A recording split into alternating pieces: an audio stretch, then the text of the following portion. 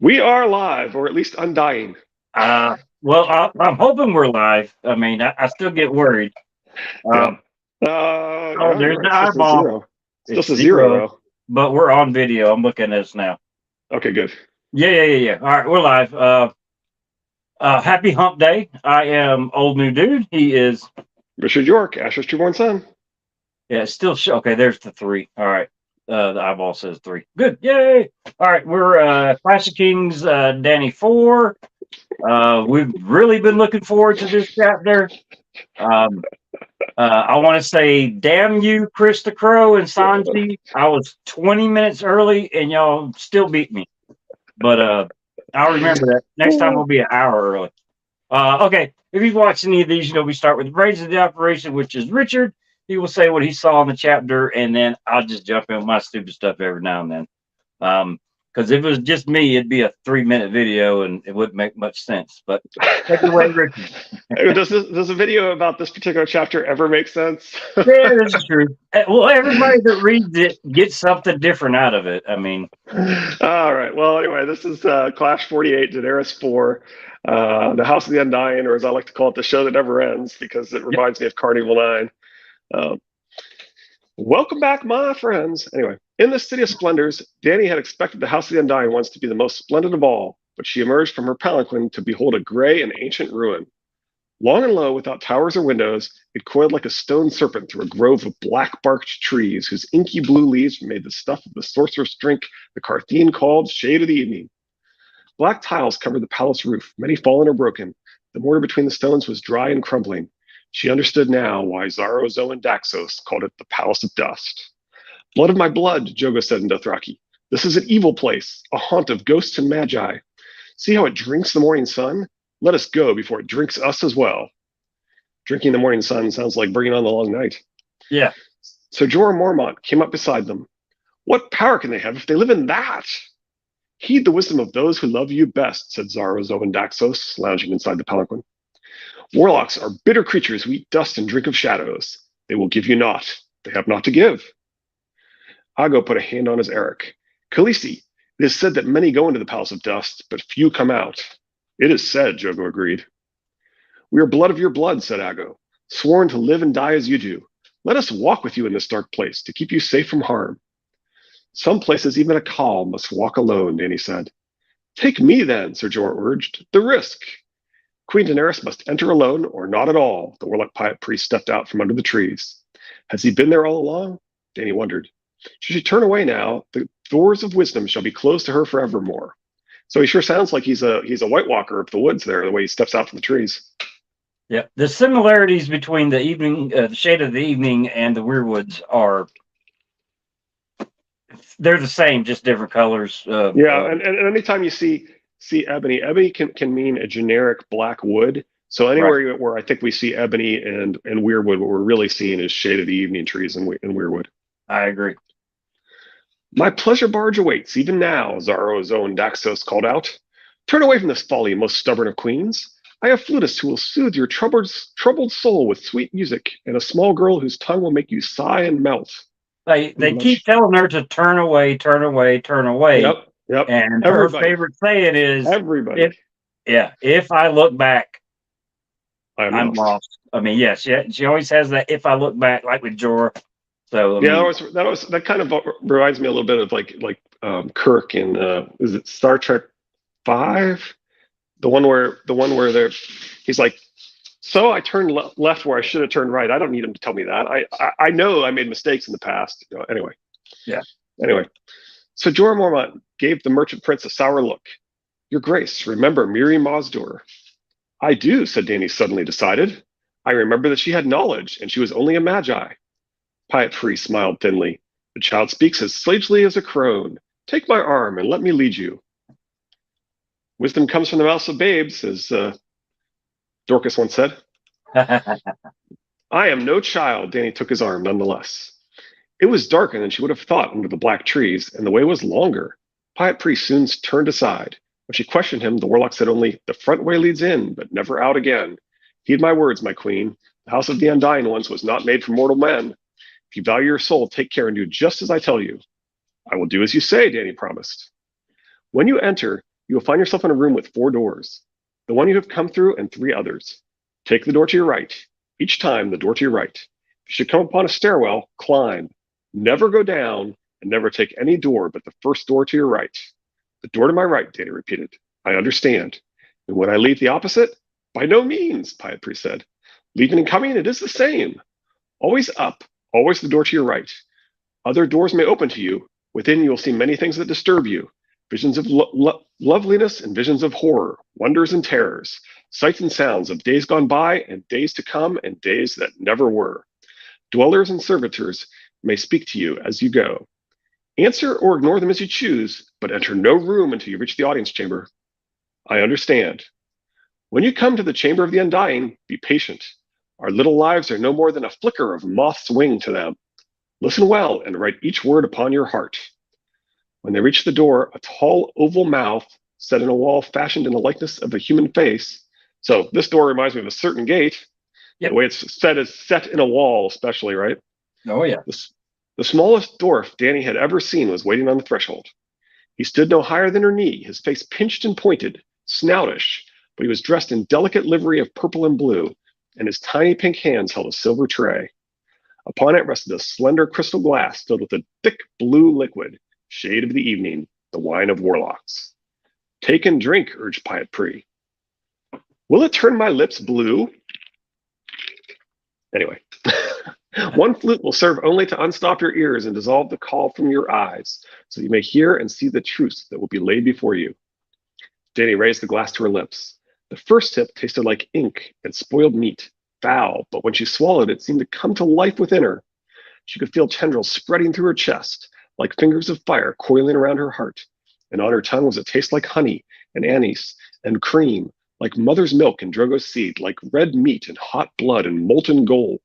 It was all the taste she had ever known, and none of them. And then the glass was empty.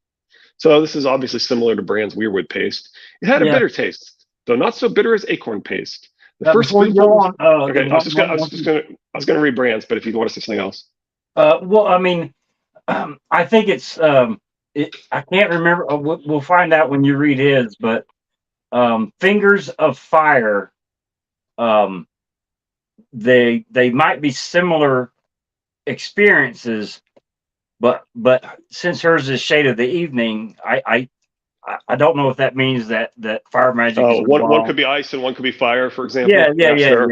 Okay, go ahead, Reed. That makes sense. Yeah, because they are sort of opposite sides of the same coin, kind of thing, right? Yeah, I like that. Where were we with Bran? They had a bitter taste, though not so bitter as acorn paste. The first spoonful was the hardest to get down. He almost retched it right back up. The second tasted better. The third was almost sweet. The rest he spooned up eagerly. Why do you thought that it was bitter? It tasted of honey, of new fallen snow, of pepper and cinnamon, and the last kiss his mother ever gave him. Now you may enter, said the warlock. Dany put the glass back on the servitor's tray and went inside. So that does raise the question, of course, is people say, like, LML says weirwood paste is made of people, so this implies that Shade of the Evening could be made of people. Yeah. Which, if there's blood in Shade of the Evening, it's so dark you wouldn't see it. Sure. Like the blood that's possibly in the weirwood paste that's Jojen. Right. And how many times does he tell us that the blood looked almost black and so forth, right? Right. She found herself in a stone anteroom with 4 doors, one in each wall. Oh, now you may enter. Did I already say that? Yeah. Dany put the glass in the servitor's tray and went inside. She found herself in a stone anteroom with 4 doors, one in each wall. With never hesitation, she went to the door on her right and stepped through. The second room was a twin to the first. Again, she turned to the right-hand door. When she pushed it open, she faced yet another small antechamber with 4 doors. I am in the presence of sorcery. The fourth room was oval rather than square, and walled in worm-eaten wood in place of stone. 6 passages led out from it in place of 4. Dany chose the rightmost and entered a long, dim, high-ceilinged hall. Along the right hand was a row of torches burning with a smoky orange light, but the only doors were to her left. Drogon unfolded wide black wings and beat the stale air. He flew 20 feet before thudding to an undignified crash. Dany strode after him. Hola, amigos, says Pod. Hey, Pod. The mold-eaten carpet under her feet had once been gorgeously colored, and whorls of gold could still be seen in the fabric, glinting broken amidst the faded gray and mottled green. What remained served to muffle her footfalls, but that was not all to the good. Dany could hear sounds within the walls, a faint scurrying and scrabbling that made her think of rats. Dany hurried quickly past. Not all the doors were closed. I will not look, Dany told herself, but the temptation was too strong. Charles is here too. Hola. Hey, Charles. In one room, a beautiful woman sprawled naked on the floor while 4 little men crawled over her. They had radish pointed faces and tiny pink hands like the servitor who had brought her the glass of shade. One was pumping between her thighs. Another savaged her breasts, worrying at the nipples with his wet, red mouth, tearing and chewing. Farther on, she came upon a feast of corpses. Savagely slaughtered, the feasters lay strewn across overturned chairs and hacked trestle tables, asprawl in pools of congealing blood. Some had lost limbs, even heads. Severed hands clutched bloody cups, wooden spoons, roast fowl, heels of bread. In a throat above them sat a dead man with the head of a wolf. He wore an iron crown and held a leg of lamb in one hand as a king might hold a scepter. His eyes followed Dany with mute appeal.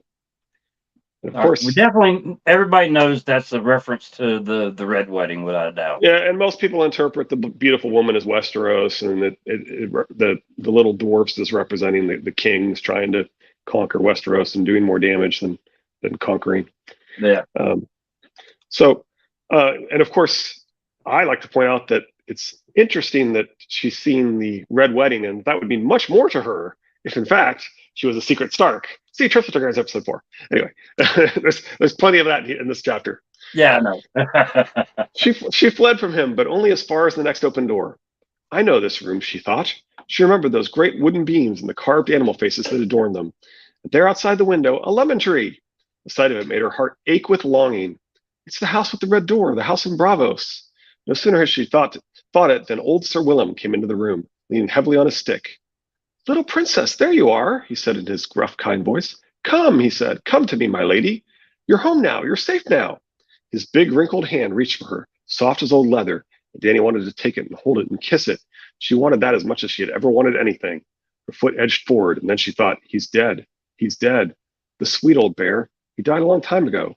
She backed away and ran. Preston points out that the master at arms should not have soft, leathery hands. Also, Dany's accent is Tyroshi. See, Triplet Tigerins, episode 4. Well, the long haul. Okay. There's plenty to say. Yeah, well, not to discount what Preston says. A old master at arms no longer practices any martial skills, so his leathery hands over time of not practicing martial skills, I would assume that the leather would soften. Yeah, plus how often do we hear the idea of skin turning to leather from people's feet and so forth, right? So yeah. that implies the opposite, right? So right. He's kind of associated leathery hands with the opposite of soft hands in a way. So, Yeah, well, I mean, I used to install hardwood floors, and we would swing a 2-pound hammer thousands of times a day. My fingers and my palm were just covered with calluses that hardened, and now there's not a single callus left because it was so long ago, and my hands are actually soft. Yeah. So anyway, yeah. I mean, could it be ambiguous? That would never happen. Uh-huh. The references in this chapter will pour over the walls like Ironborn and Winterfell. I hope you all can swim at least as well as Sefton Shale. I love you, Lizzie. Oh, Valakar. Hey! I'll be here for a few. Excellent. We appreciate it. The long hall went on and on and on, with endless doors to her left and only torches to her right. She ran past more doors than she could count. Closed doors and open ones, doors of wood and doors of iron. Drogon lashed against her back, urging her on, and Dany ran until she could run no more. A dragon urging her on through a long hallway sounds vaguely familiar. Yes. Finally, a great pair of bronze doors appeared to her left, grander than the rest. They swung open as she neared, and she had to stop and look. Beyond loomed a cavernous stone hall, the largest she had ever seen. The skulls of dead dragons looked down from its walls. Upon a towering barbed throne sat an old man in rich robes, an old man with dark eyes and long silver gray hair. Let him be king over charred bones and cooked meat, he said to a man below him. Let him be the king of ashes. Drogon shrieked, his claws digging through silken skin. But the king on his throne never heard, and Dany moved on. So presumably that's Jaime that he's talking to, right? Yeah. Viserys was her first thought the next time she paused, but a second glance told her otherwise. The man had her brother's hair, but he was taller. His eyes were dark indigo rather than lilac. Aegon, he said to a woman nursing a newborn babe in a great wooden bed. What better name for a king? Will you make a song for him? The woman asked. He has a song, the man replied. He's the prince that was promised, and his is the song of ice and fire. He looked up when he said it, and his eyes met Dany's, and it seemed as if he saw her standing there beyond the door. There must be one more, he said. But whether he was speaking to her or the woman in the bed, she could not say. The dragon has 3 heads. He went to the window seat, picked up a harp, and ran his fingers lightly over its silvery strings. Sweet sadness filled the room as man and wife and babe faded like the morning mist, only the music lingering behind to speed her on her way.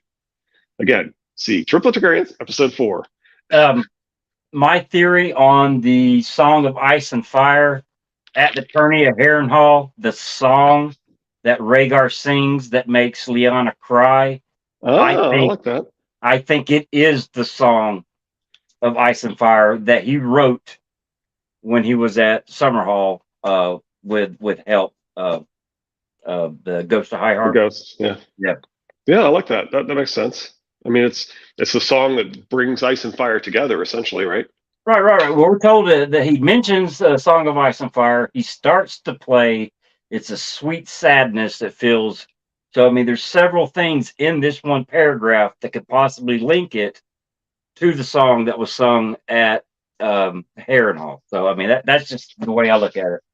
Yeah, and of course, filling the air with sweetness reminds us of the blue rose, blue rose, or the lemon tree, and so forth, right? Yep. It seemed as though she walked for another hour before the long hall finally ended in a steep stone stair descending into darkness. Every door, open or closed, had been to her left. Dany looked back behind her. The torches were going out, she realized with a start of fear.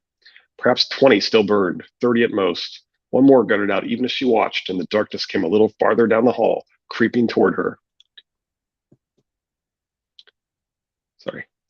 And as she listened, it seemed as if she heard something else coming, shuffling and dragging itself slowly along the faded carpet. Terror filled her. She could not go back, and she was afraid to stay here. But how could she go on? There wasn't a door on her right. The steps went down, not up. Hey, quick thing. The noise that she hears, the dragging, I'm assuming that is a white. Sounds like it. Yeah. At least symbolically, it seems to represent the dead approaching. Right. And the darkness would be the forces of the evil that's coming. Yep. Yet another torch went out as she stood pondering, and the sounds grew faintly louder. Sorry, that was code for the Bear and the Maiden Fair. Okay, I like it.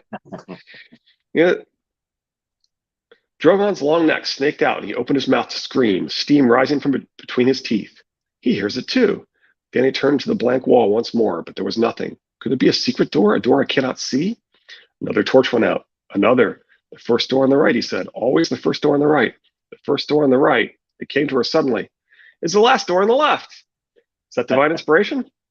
It is extremely possible. She is extremely intelligent, though, so she could come up with it on her own. Realized it, or she could have gotten a nudge from the old gods. Yeah, the it came on her suddenly does hint to divine fingers. Divine inspiration or intervention, however you want to phrase it. Yeah. She flung herself through. Beyond was another small room with 4 doors. To the right she went, and to the right, and to the right, and to the right, and to the right, and to the right, and to the right, till she was dizzy and out of breath once more. When she stopped, she found herself in yet another dank stone chamber. But this time the door opposite was round, shaped like an open mouth, and Piet Priest stood outside in the grass beneath the trees. Can it be that the Undying are done with you so soon? He asked in disbelief when he saw her. So soon, she said, confused. I've walked for hours and still not found them. You've taken a wrong turn. Come, I will lead you. Piet Priest held out his hand. Dany hesitated. There was a door to her right, still closed. That's not the way, Piet Priest said firmly, his blue lips prim with disapproval. The Undying ones will not wait forever.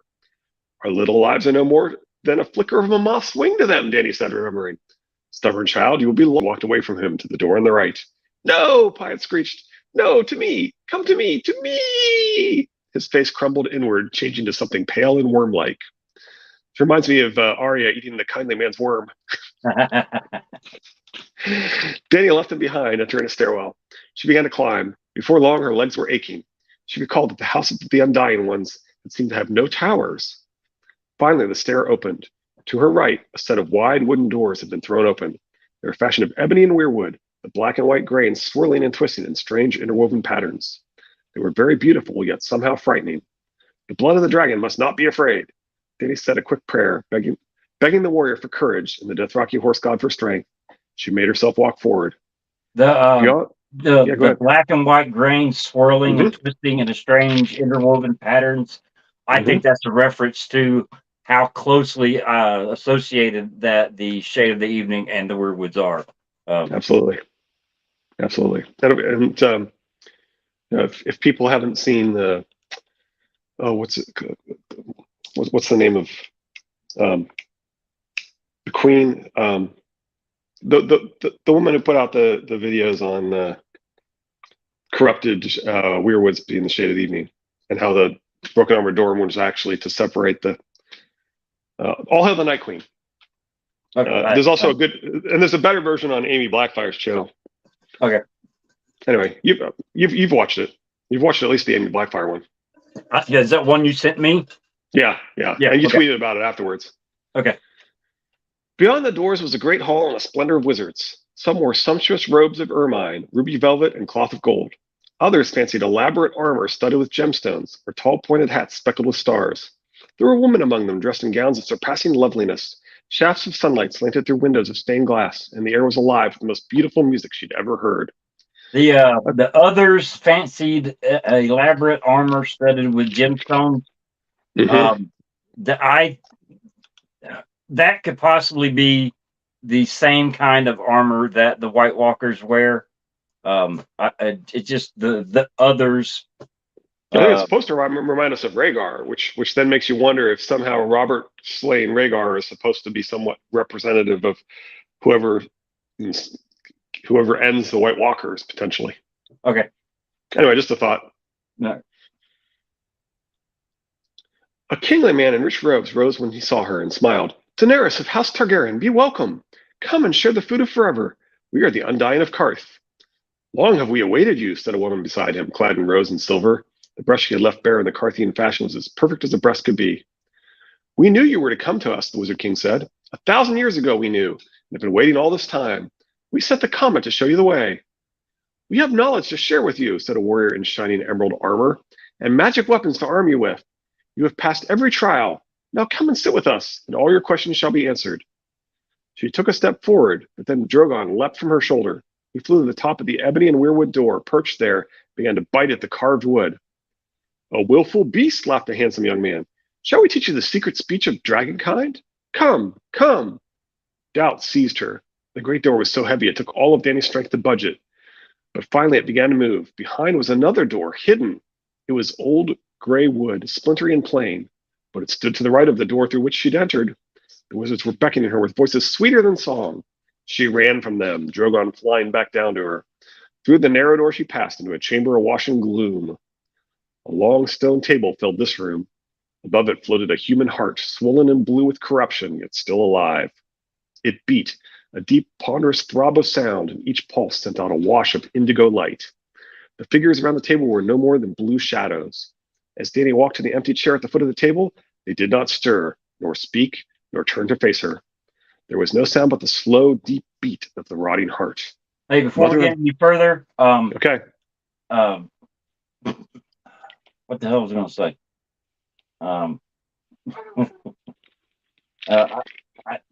I completely lost what I was going to say, man.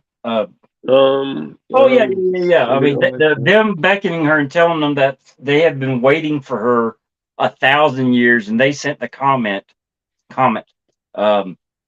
Were they waiting for Azor Ahai?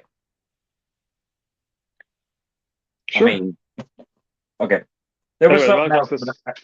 No, I mean, I do think I do think Dany is the princess that was promised, and is the most Azor Ahai figure. The dragons prove it, as Aemon says, right?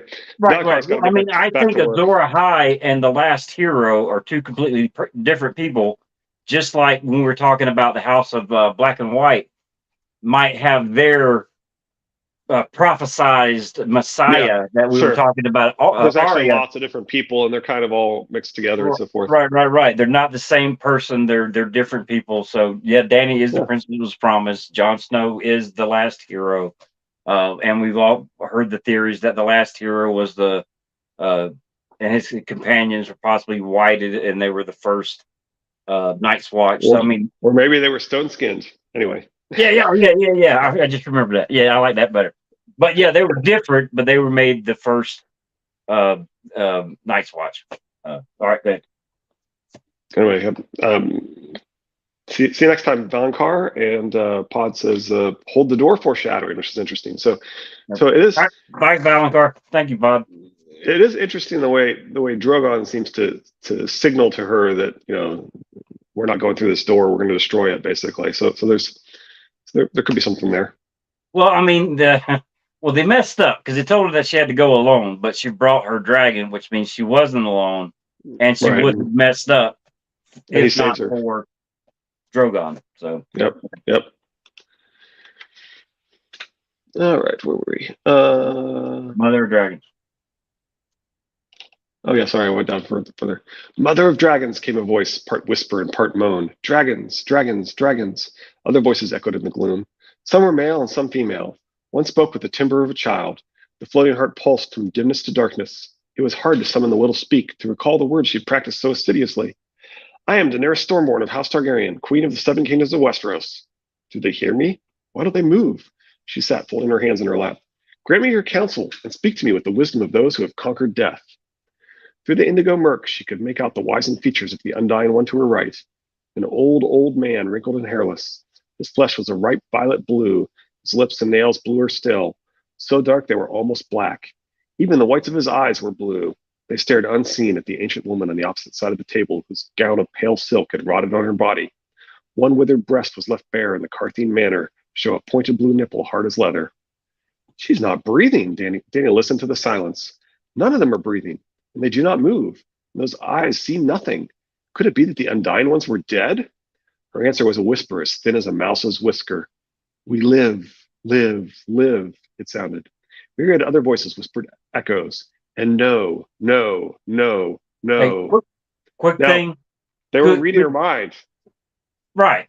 Could they possibly be a version of being whited as far as the shade of the evening goes?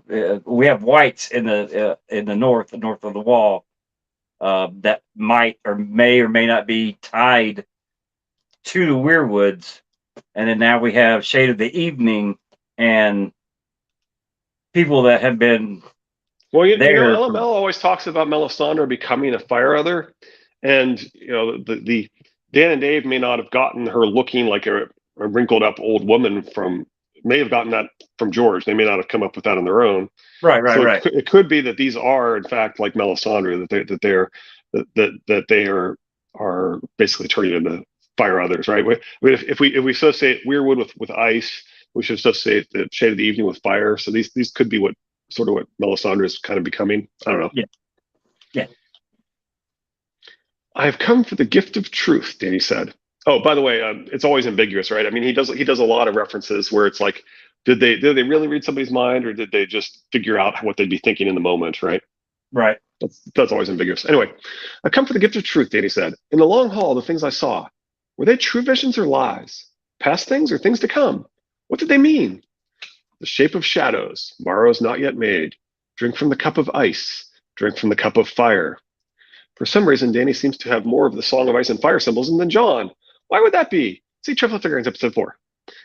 You've already referenced 4. I know, but that's the one that's Dany. So some of these actually you could refer to some of the other ones, right? Because I certainly talk about some of the same things in some of the other ones. But anyway, I thought about mentioning that all of them basically on some of these things. But anyway, Mother of dragons, child of three. 3? She did not understand. 3 heads has the dragon. The ghost chorus yammered inside her skull, with never a lip moving, never a breath stirring the still blue air. Mother of dragons, child of storm. The whispers became a swirling song. 3 fires must you light, one for life, and one for death, and one to love. Her own heart was beating in unison to the one that floated before her, blue and corrupt. 3 mounts must you ride, one to bed, and one to dread, and one to love. The voices were growing louder, she realized, and it seemed her heart was slowing, and even her breath. 3 treasons will you know, once for blood, and once for gold, and once for love. All right, before we go any further, Yeah, you want to speculate on some of these? yeah. Well, I mean, the one that pops out in my mind, we have the legend of the Night's King seeing the White Walker woman of cold, whatever, fell in love with her. What if George is doing it the other way around this time? We have the woman, which is Dany, and then you have a possible ice type, whatever that John might be, um, being the ice version of the original theory of the Night's King and the. Or Euron. Yes, Could be Euron. yeah. I don't know. I'm just saying, there's not necessarily John, There's right? so many interpretations. Yeah. It's No, I have no idea which one's correct. I'm just saying it yeah, definitely could be Euron. It could. I mean, obviously we think the 3 heads are Aegon and his sisters. right. Well, I mean, we pointed it Triplet out sisters. when they were born, they had no other siblings. So whoever's born in the Tower of Joy, at that point, the child or childs of Rhaegar had no other siblings because the siblings were killed. So Right. for We Danny to believe. be a child of 3, there would have to be 3 babies born at the Tower of Joy. Right. Well, absolutely, we would believe that Dany is the third of 3 triplets. Right. And we're open to the idea that if even if we're wrong, it's probably still the case that there's triplets, right? That even if R plus L one's equal to J, it probably won't be only J. Yeah. Okay. On the 3 fires you must light, one for life. I would assume that was the fire that she walked into and gave her dragons. Gave the Okay. dragons life. The one for death, I'm assuming, is the burning of King's Landing. And Well, then isn't that more likely to be Volantis if it's Dany? But anyway. yeah. And the one for love. I mean, I don't want this to be a love story between Dany and John, but it's still a possibility for the ice and fire part of the song. I'm getting a phone call. Uh-oh. Tell him to call back.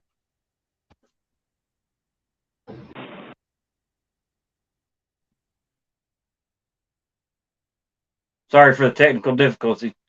Bold move calling a tower that had 3 natural childbirths happening. Yeah. I would agree. I think Lyanna had an extremely difficult pregnancy, which is one of the reasons why I think one of the Kingsguard was actually Rhaegar glamored so he can stay by Lyanna's side. But I mean, that's kind of out there, into the weeds. All right. Let's see. 3 mounts you must ride: one to bed, one to dread, and one to love. Everybody assumes that the one to bed is the Drogon. One to dread. I have no idea. And then the one to love, possibly Dany or John. 3 treasons you'll know: one for blood, one for gold, and once for love.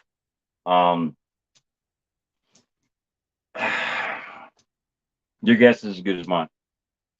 We'll keep going. I don't. Her voice was no more than a whisper, almost as faint as theirs.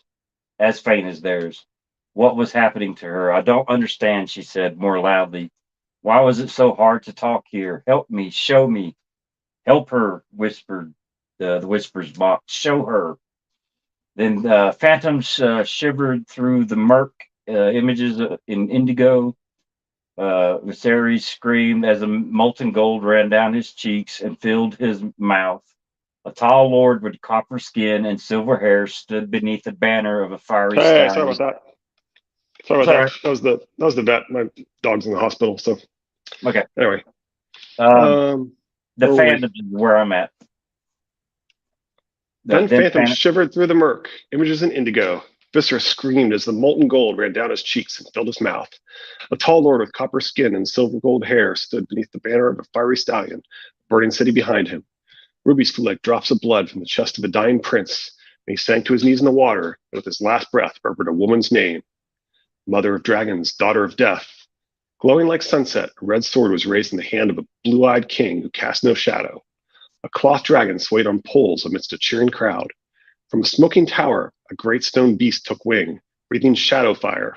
All right. So I put a break there. That's actually the middle of the paragraph, but I wanted to put a break there because there's so much. I wanted to. Well, first off, I definitely wanted to mention that could be Winterfell or the Wall.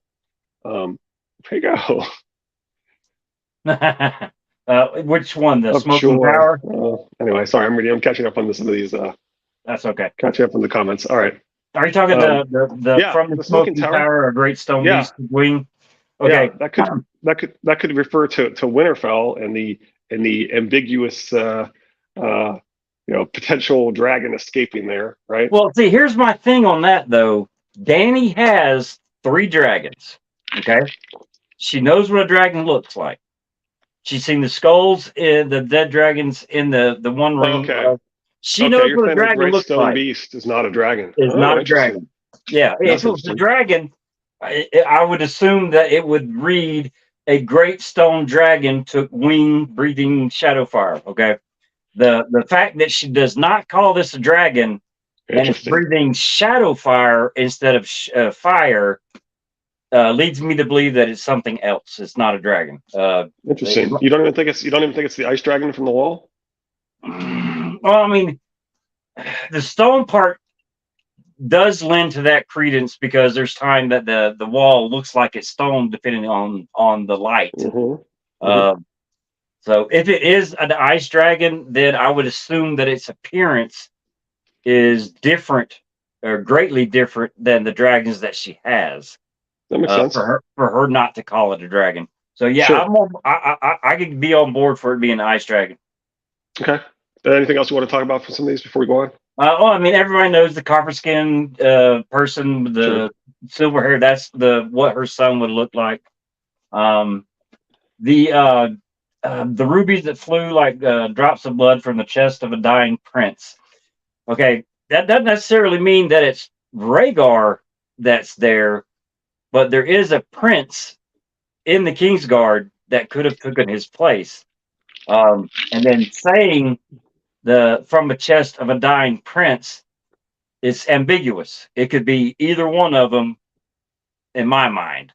And then that prince is what's his name? Prince the Lewin Martell, but yeah. If it's the elder brother, isn't it more likely that would he really be murmuring a woman's name? And isn't it better if he's actually the corpse dragged out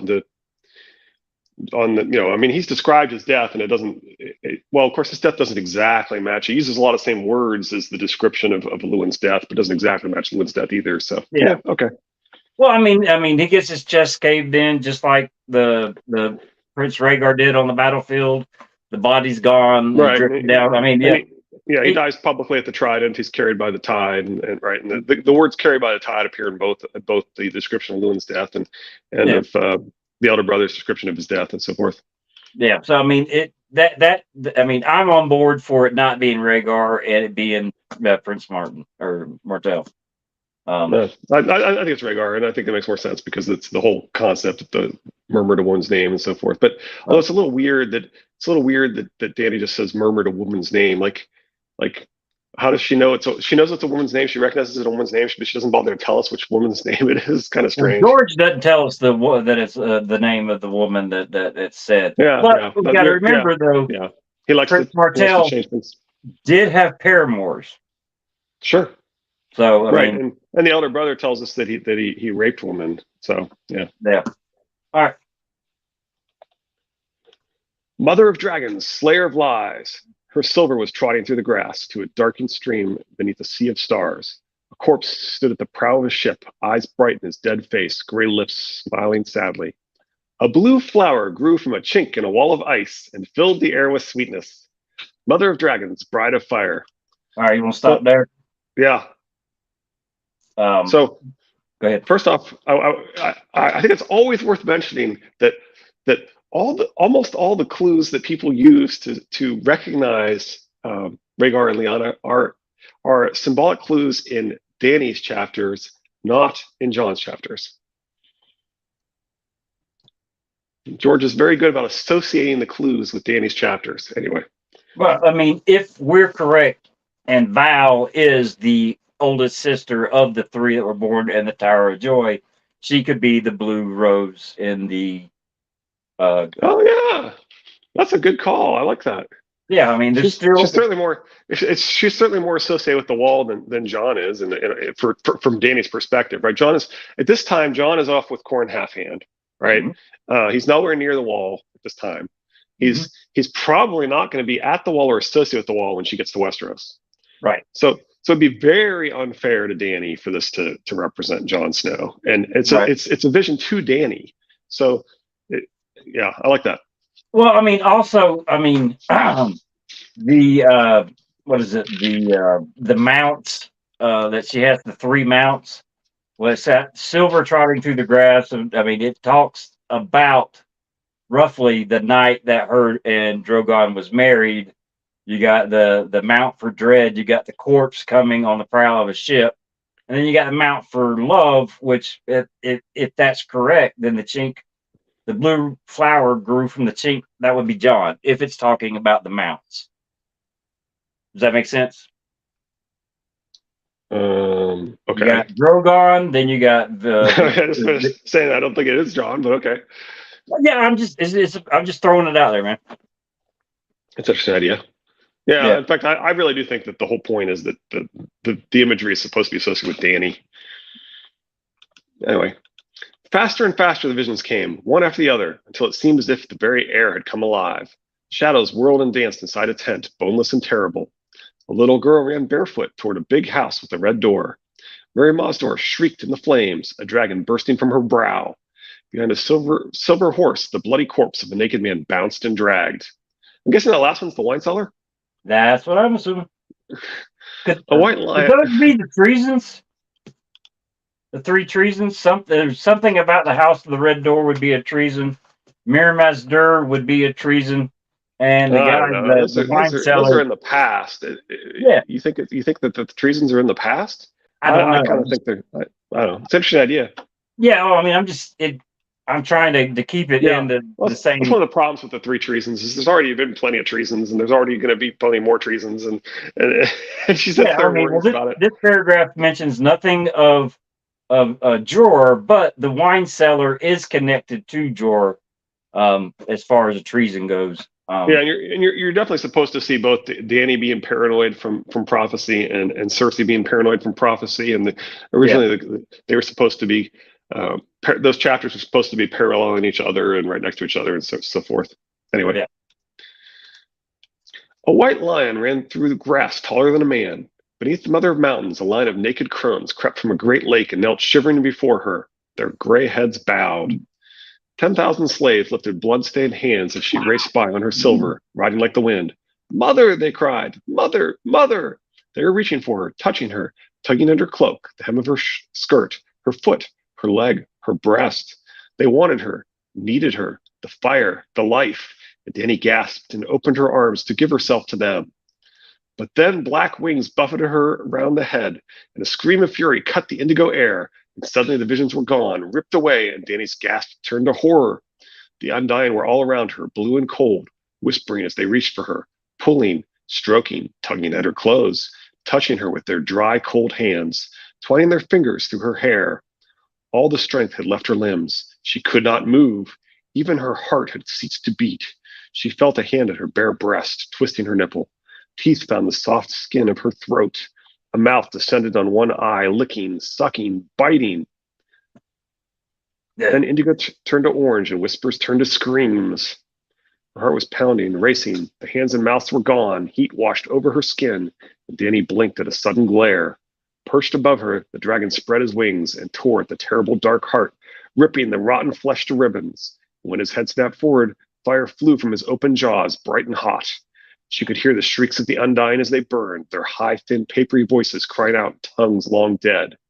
Their flesh was crumbling parchment, their bones dry wood soaked in tallow. They danced as the flames consumed them. They staggered and writhed and spun and raised blazing hands on high, their fingers bright as torches. We've seen this. We've seen the symbolism of flame before, looking like dancers and things, and so it's kind of echoing here, Yeah. right? Yeah. There's also something. They were motionless. They didn't speak. They didn't move or anything. Uh-huh. And then apparently they were sucking the life fire from Dany, and that gave them the ability to move because they were restoring their own life fire, and they moved even more. Or Dany's heart stopped, and it took Drogon's fire. Drogon's fire. Yeah, he loves it. Drogon's fire, his life fire that he breathes out at that heart that restarted Dany's heart. So all of them had life fire magic going on.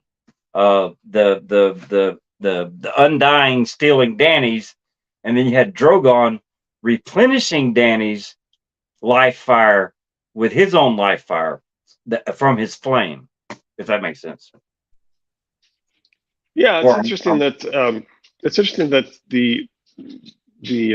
they sort of tricked her into turning herself over to them, gave her the image of the future of the Maisha image or whatever Maisha image, and she kind of voluntarily turns herself to them, but it's kind of misleading and so forth. So anyway.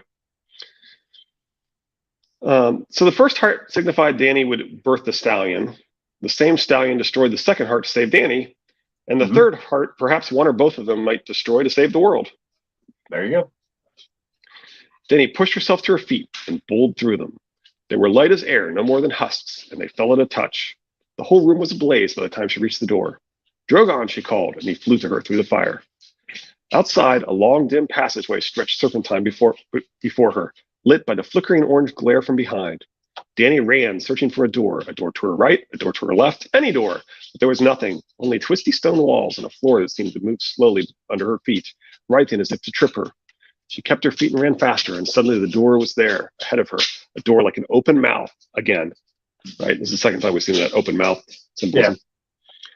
When she spilled out into the sun, the bright light made her stumble. Pyat Pree was gibbering in some unknown tongue and hopping from one foot to the other. When Dany looked behind her, she saw thin tendrils of smoke forcing their way through cracks in the ancient stone walls of the Palace of Dust and rising from between the black tiles of the roof. All right, real quick. Yep. When she spilled out into the sun, the bright light made her stumble. Before, it was dark.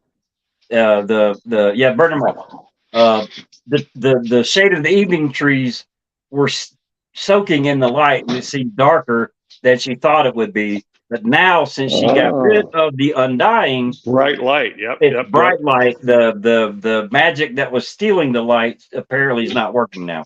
If you destroy the Heart of Winter, then the light returns. There you go. Burn them all. Anyway, howling curses. We're agreeing with the Mad King here, I guess. Howling curses, Pyat Pree drew a knife and danced toward her, but Drogon flew at his face. Then she heard the crack of Jogo's whip, and never was a sound so sweet. The knife went flying, and an instant later, Rakara was slamming Pyat to the ground. So Jorah Mormont knelt beside Dany in the cool green grass and put his arm around her shoulder. Pyat Pree will next appear in the Staple chapter in The Winds of Winter, considered by many to be the most amazing chapter in the series so far. In fact, it's probably the one that comes closest to matching it in terms of craziness would be this one. Which one is that? The Forsaken. It's okay. Most of the sample chapters are kind of somewhat story? Well, I mean they're kind of introduction to the book, right? And so they're kind of resetting up the battles taking place, or you've got Arianne very slowly traveling to go see John Cunnington, and they're foundational, is what you're saying. And this one is not. This one is crazy. The Forsaken is crazy, and it's an Aeron chapter, and he's in a predicament. Okay. Up next, Clash 49, Tyrion 9, or Tyrion 11 rather. Tyrion 11. Tyrion prepares, including dealing with the Antler Men. It's kind of a short chapter. this chapter is my favorite chapter of Dany, just because of the information that is in here and Yeah, all so the interesting with all the yeah symbolism and all the all hints. the rabbit holes that can come out of this chapter Oh is yeah, amazing. It definitely has the most rabbit holes of any chapter that I've read for sure. oh sure, I love this chapter. absolutely. No, you got anything else on this chapter? Um, Somewhere in here was there the pale hands of pale fire that we skip over? Maybe that's when I was on the phone. Um, would it be Anyway, in the last chapter or? isn't there some line about a woman with hands of pale fire? I don't remember that. It's probably when I was on the phone. Sorry Oh, I about got that. 2 paragraphs. You're good. Yeah, I'm gonna look back. Be toward the end. Um,